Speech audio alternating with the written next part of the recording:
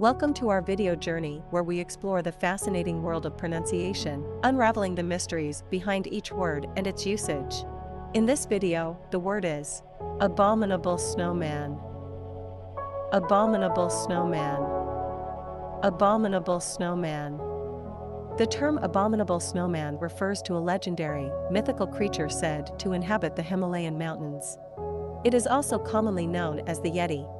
This creature is often described as a large, ape-like or bear-like being covered in white fur, and it has become a part of folklore and popular culture. Here are some examples. Example number 1. The abominable snowman is a creature of mystery and intrigue, often depicted as a guardian spirit in Himalayan folklore. Example number 2.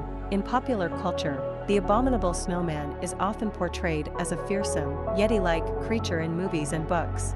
Stay tuned for more linguistic wonders and join us in unlocking the magic of language. Thanks for watching, and until next time, keep speaking, writing, and embracing the beauty of words.